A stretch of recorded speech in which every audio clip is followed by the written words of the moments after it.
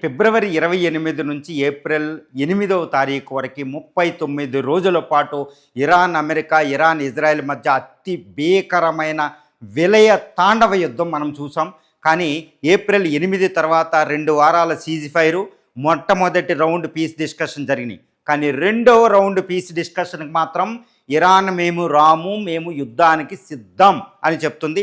Even US president తన vice president JD వ్యాన్స్ని ఇస్లామాబాద్కి పంపినా కానీ ఇరాన్ అఫీషియల్స్ ఎవ్వరూ కూడా శాంతి చర్చలకు రాలేదు. మరి ఇరాన్కి అంత ధైర్యం ఏంటంటే, ఇరాన్ వెనకాల చైనా, ఇరాన్ని ఉపయోగించుకుని చైనా ఒక గ్రేట్ గేమ్ని మొదలుపెట్టింది.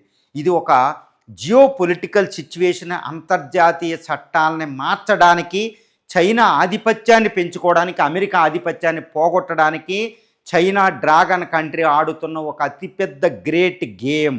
ఈ గ్రేట్ గేమ్లో మాత్రం చైనా విన్ అవుతే భారతదేశం విపరీతమైన డేంజర్లో పడిపోబోతుంది, ఇంక్లూడ్ అమెరికా కూడా. అందుకనే భారత ప్రధాని నరేంద్ర మోడీ గారు ఇప్పుడు రంగంలో జరిగినట్టు తెలుస్తుంది. ఏంటి చైనా యొక్క గ్రేట్ గేమ్? ఎందుకు చైనా ఇంత గ్రేట్ గేమ్ ఆడుతుందంటే, ఇరాన్కి ఏ విధంగా ఇరాన్తో ఆడిస్తుందో చెప్పే బదులు చైనా గ్రేట్ గేమ్ ఏంటో చూద్దాం.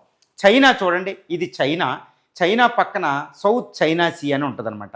ఈ రెడ్గా కనపడే లైను చైనా బిరిగీసేసుకుంది. దీన్నే 9 లైన్ అంటారు. ఇది పసిఫిక్ మహాసముద్రంలో సౌత్ చైనా సీ. ఇది ఏంటంటే, ఈ South China Sea according to international UNCLOS ప్రకారం, ఏది United Nations convention of laws ప్రకారం ఏంటంటే, ఒక తీర ప్రాంతం నుంచి 220 నాటికల్ మైల్స్ వరకు మాత్రమే ఆ దేశం ఆధిపత్యం ఉంటుంది. కానీ చైనా ఏమంటుందంటే అలా కుదరదు. ఈ పక్కనున్న ఇటు వియత్నాంతో పాటు ఇటు మలేషియా, బ్రునై, ఇండోనేషియా, తర్వాత ఇది చూడండి ఈ ఫిలిప్పైన్స్, ఈ తైవాన్, ఈ దేశాలకి ఏమీ లేదు. ఎంటైర్ సౌత్ చైనా సీ చూడండి, రెడ్ లైన్, ఇదంతా నాదే, అమెరికా పెట్టిన అన్క్లాస్ నాకు వద్దు అంటుందన్నమాట. ఇప్పుడు దీన్ని 2016లో ఐసీసీ ఇంటర్నేషనల్ క్రిమినల్ కోర్టు కూడా కొట్టేసింది. అయినా చైనా ఏంటంటే ఈ పార్సిల్ ఐలాండ్లో, స్ప్రాట్లీ ఐలాండ్లో ఈ ప్రాటోస్ దగ్గర కృత్రిమమైన మిలిటరీ ఐలాండ్ అని నిర్మించింది. వీటి ద్వారా ఏరియాను అంతటిని ఆక్యుపై చేయడానికి పనిచేస్తుంది అనమాట. ఇది ఒకవేళ చైనా చేతిలోకి వెళ్ళిపోతే $5 ట్రిలియన్ ఈ ఇంటర్నేషనల్ ట్రేడ్ని వసూలు చేద్దనమాట. టోల్ ప్లాజా పెట్టి ఇప్పుడు ఇరాన్ అడుగుతున్నట్టు. ఇది దాని పన్నాగం. ఇది ఎన్నో మినరల్స్, హ్యూజ్ ఆయిల్ వెల్త్ కూడా ఉంది. ఇదంతా దీని జోలికి వెళ్ళిపోతే ఇండియా నౌకలు కూడా ఇక్కడ నుంచి వెళ్తాయి, ప్రమాదం. ఇక చైనా ఏదంటే అదే ప్రపంచంలో. ఫ్రీ నావిగేషన్ ఉండదు, ఫ్రీ ఏవియేషన్ ఉండదు, ఈ అంతర్జాతీయ చట్టాలు ఉండదు.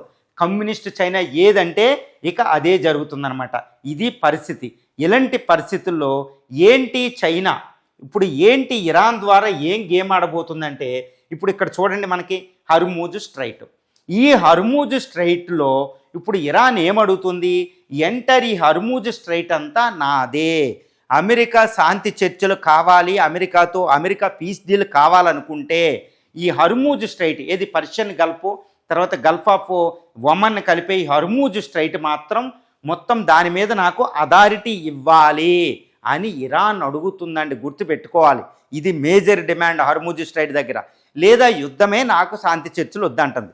ఒకవేళ ఇప్పుడు ట్రంప్కి ఏంటంటే శాంతి చర్చలు అనివార్యం, పీస్ డీల్ అనివార్యం, మనకు తెలుసు. ఎందుకంటే ట్రంప్ అక్కడ ఇరుక్కుపోయాడు అనవసరంగా. ఇప్పుడు బయటికి వెళ్ళాలంటే ఇరాన్తో పీస్ డీల్ కుదుర్చుకోవాలి. అదర్వైజ్ ఇరాన్తో చాలా పెద్ద ప్రమాదం ఉంటుందన్నమాట. ఇరాన్తో చాలా పెద్ద ప్రమాదం ఉంటుంది ఆయనకి. వెంటనే ఇప్పుడు పీస్ డీల్ కుదుర్చుకోవాలి ఇరాన్తో. కాబట్టి హర్మూజ్ స్ట్రైట్ మీద కంట్రోల్ ఇవ్వాలా అంటే పీస్ డీల్ కావాలి. కాబట్టి పొరపాటున హర్మూజ్ స్ట్రైట్ మీద ఇరాన్కి కాస్త కంట్రోల్ ఉంది అంటే వెంటనే ఇరాన్ అనేది చైనా ఫ్రెండ్ కాబట్టి చైనా కూడా అంటది, హర్మూజ్ స్ట్రైట్ మీద ఇరాన్ కంట్రోల్ ఉన్నప్పుడు సౌత్ చైనా సీ మీద నాకు కంట్రోల్ ఉంది, అంక్లాస్ కుదరదు అంటది అనమాట. అందుకు చైనా గ్రేట్ గేమ్ ఆడుతుంది. అందువల్ల ఎట్టి పరిస్థితుల్లో ఇరాన్కి హర్మూజ్ స్ట్రైట్ మీద అథారిటీ ఇవ్వకూడదు. ఎందుకంటే అన్క్లాస్ ప్రకారం, ఇది United Nations convention of law of seas ప్రకారం ఏంటంటే ఈ అంతర్జాతీయ జలాల్లో ఎవరైనా వెళ్ళొచ్చు. దాన్ని ఫ్రీ నావిగేషన్ అంటారు. అంతర్జాతీయ గాలిలో ఎవరైనా ఎగరొచ్చు, ఫ్రీ ఎయిర్వేస్ అంటారు. ఎవరు కంట్రోల్ చేయడానికి ఉండదు. ఇది పోయింది అంటే చైనా చట్టం అమల్లోకి వస్తుంది. ఇరాన్కి దీని మీద కంట్రోల్ వస్తే, చైనా చట్టం అమల్లోకి వస్తే ప్రపంచాన్ని కంట్రోల్ చేస్తుంది, ప్రపంచ వ్యవస్థను నాశనం చేస్తారన్నమాట. బట్ ఇండియాకి డేంజర్ ఏంటంటే ఈ అంతర్జాతీయ చట్టాలు, ఈ ఫ్రీ నావిగేషన్ ఉండడం వల్లే ఇండియా అద్భుతమైన ప్రగతి, ఇంక్లూడ్ చైనా కూడా. ఇన్ఫ్యాక్ట్ చైనా కూడా ఎందుకు అభివృద్ధి అయింది ప్రపంచంలో? ప్రపంచీకరణ అది 1979లోనే ఆర్థిక సంస్కరణ మొదలెట్టింది కమ్యూనిస్ట్ చైనా అయినా. అమెరికా పెట్టిన ప్రపంచీకరణను ఆసరాగా చేసుకుని ఇప్పుడు సూపర్ పవర్ అయిపోయింది. ఇప్పుడు ఇండియా కూడా తను కూడా సూపర్ పవర్ అవ్వాలి. అంటే ఇప్పుడు వీటి మీద, ఇవన్నిటి మీద ఇంటర్నేషనల్ ట్రేడ్ చేయాలి. ఇలా వెళ్ళి సౌత్ చైనా సీ నుంచి మనం ట్రేడ్ చేయాలి, లేదా మన ఇండియా ఎదగదు. కాబట్టి చైనా ఇప్పుడు ఇరాన్ మీద హర్ముజ్ స్ట్రైట్కి కంట్రోల్ చేస్తే చైనా దీన్ని ఆసరాగా చూసి సౌత్ చైనా సీ అంతా నాదే అంటదనమాట. ఇక ఇండియా నౌకలు వెళ్ళలేవు, ప్రపంచంలో ఏ నౌకలు వెళ్ళాలి, ఇండియా ఎక్కువ విపత్కర పరిస్థితికి అవుద్ది. ఇండియా ఇక్కడ నుంచి చైనా నౌకలు ఆల్రెడీ ఇక్కడికి వస్తాయన్నమాట. సో చాలా ప్రమాదం. కాబట్టి ఇరాన్ హర్ముజ్ స్ట్రైట్ మీద అథారిటీ అడగడం అంటే అమెరికా ఒప్పుకోకూడదని మనం కాదు కదా, ప్రపంచం అంతా కోరుకుంటుంది.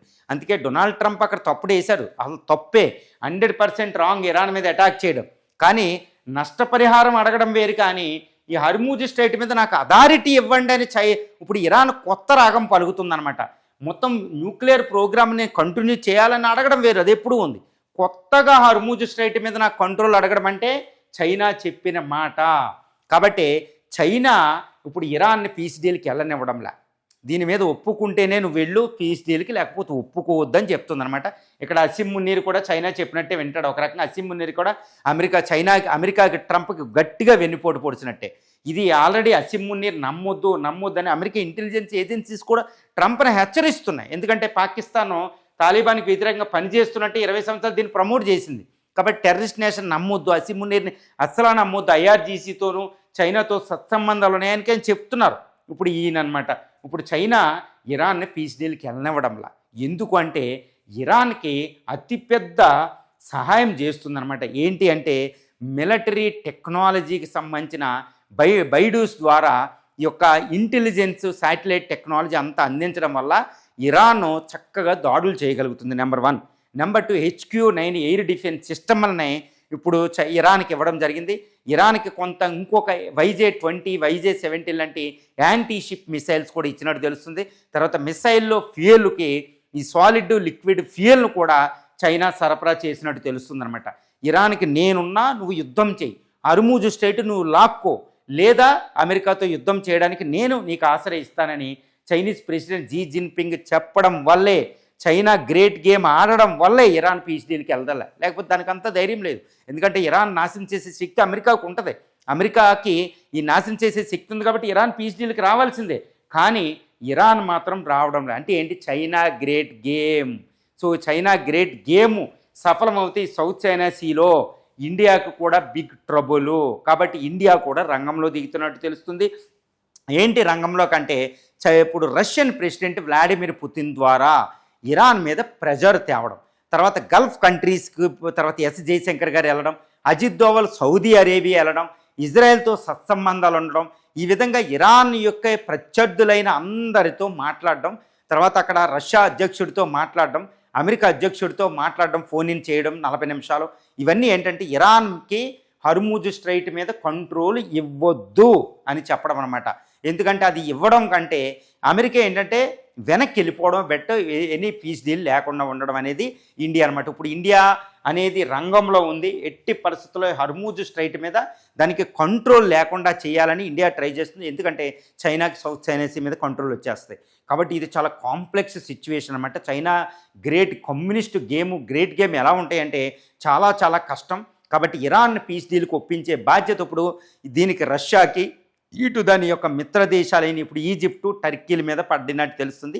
పాకిస్తాన్ నమ్మొద్దు అని ఇండియా చెప్పడం కూడా జరుగుతుంది. కాబట్టి చైనా గ్రేట్ గేమ్ అనేది ఇండియాకే కాదండి, అమెరికాకు కూడా వ్యతిరేకం. ఇండియాకి ఇంకా డేంజరు.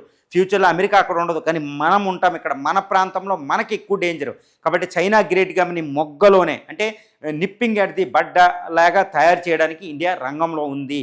కాబట్టి ఇండియా ఒక్కటే ఇప్పుడు అమెరికాకు కూడా దిక్కే. ఎందుకంటే రష్యన్ ప్రెసిడెంట్ వ్లాడిమిర్ పుతిన్ ద్వారా ఎట్టి పరిస్థితుల్లో ఇరాన్ మాట వింటుంది, అందరి మాట వింటుంది. ఇప్పుడు చైనా మాట ఎలా వింటుందో ఇది ఇరాను రష్యా అధ్యక్షుడి మాట కూడా వినాలి.